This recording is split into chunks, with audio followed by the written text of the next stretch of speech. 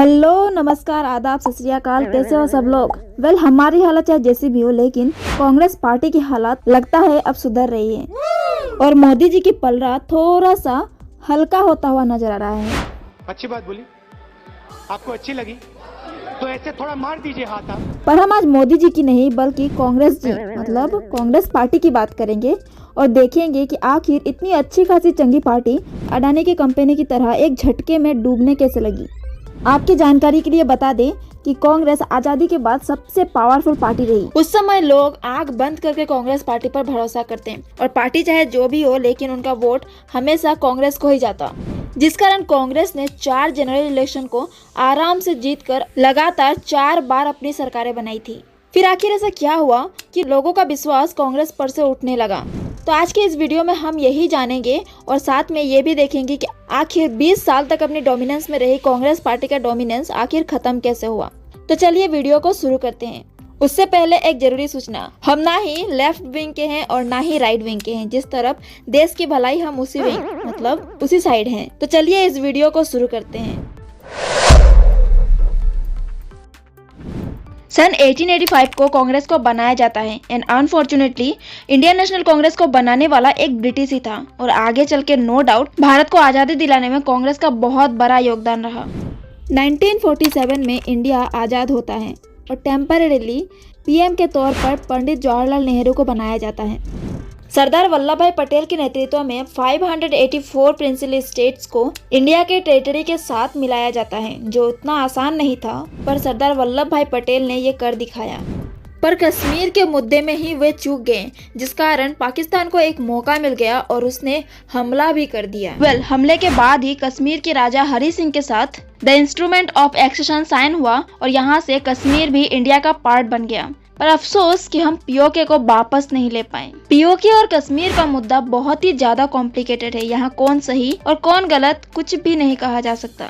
लेकिन अगर पंडित जवाहरलाल नेहरू इस मुद्दे को यूएन में ना ले गए होते तो शायद आज सीन कुछ अलग ही होता और ये पीओके शायद एग्जिस्ट ही नहीं होता। हालांकि ये इतनी बड़ी गलती नहीं थी, पर इसका खामियाजा आज तक हमें भुगतना पड़ रहा है। 1952 में जनरल इलेक्शन होते हैं और उस समय कोई कॉम्पिटिटर तो था नहीं, इसलिए रिजल्ट भी हमें अच्छी तरह से पता है।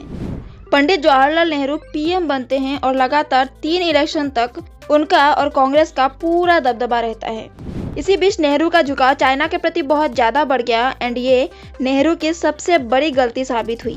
चाइना के प्रति इस झुकाव को लेकर कई लीडर्स ने चिंता भी जताई थी और आगाह भी किया, बट नेहरू को कोई फर्क नहीं पड़ा, जिसका पूरा फायदा चाइना ने उठाया और इंडिया पर अटैक करके उसने ये साबित कर दिया कि चाइना किसी का सगा नहीं। यह वो समय है जब पंडित जवाहरलाल नेहरू को बहुत ज्यादा क्रिटिसाइज किया गया। यही नहीं बल्कि उनके ही पार्टी के कुछ लोगों ने उन पर उंगली भी उठाया था और संसद से लेकर पूरे देश में कांग्रेस का बहुत ज्यादा आलोचना देखने को मिली। 1964 में पंडित जवाहरलाल नेहरू की और उसके 2 साल बाद ही हमारे दूसरे पीएम लाल बहादुर शास्त्री जी की भी मृत्यु हो जाती है, जिससे पूरे देश के साथ साथ कांग्रेस को भी बहुत बड़ा झटका लगता है।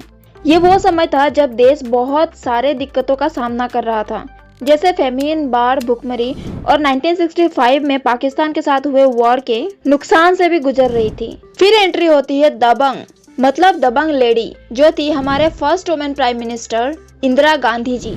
लेकिन जो भी बोलो, इंदिरा गांधी थी तो एक दबंग, क्योंकि उनके पीएम बनने के साथ साथ उन्होंने पूरे देश को हिलाकर रख दिया, साथ में कांग्रेस पार्टी को भी। 1967 में 4th जनरल इलेक्शन होने वाले थे, बट 1966 में ही पीएम के डेथ होने के कारण बस इस बीच के टाइम पीरियड के लिए इंदिरा गांधी को प्राइम मिनिस्टर बनाया गया था। देश में पहले से ही भूखमरी, सूखा और फेमेन से सिचुएशन बहुत खराब था। वहीं इंदिरा गांधी सत्ता में आते ही रुपीस का डिवैल्यूएशन कर देती है, जिससे महंगाई और भी ज्यादा बढ़ जाता है और लोग सड़कों पर आकर प्रदर्शन करने लगते हैं।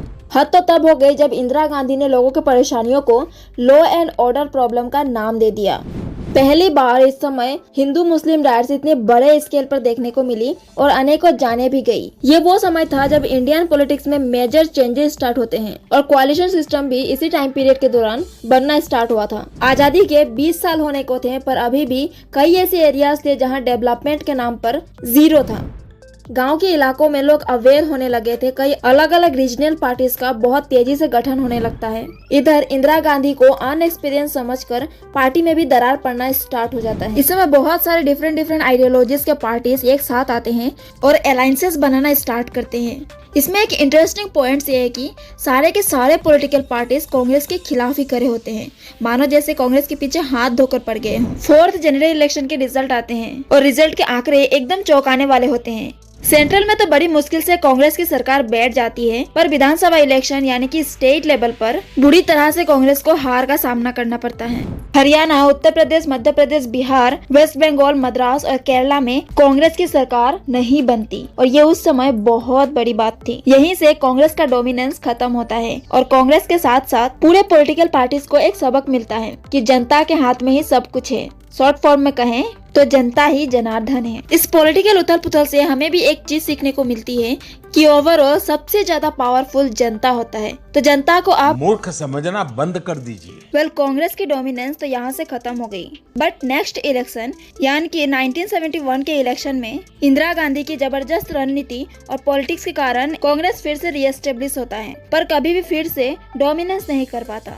इस वीडियो में हमने 1947 से 1967 तक के इंडियन पॉलिटिक्स की हिस्ट्री को बहुत ही स्पीड से देखा और जाना। आई होप कि ये वीडियो आपके लिए हेल्पफुल रही होगी अगर आप एक स्टूडेंट हैं और बहुत कुछ जानने को मिला होगा इंडियन पॉलिटिक्स के बारे में। इसी के साथ मिलते हैं नेक्स्ट वीडियो में। तब तक के लिए जय हिंद, जय भारत।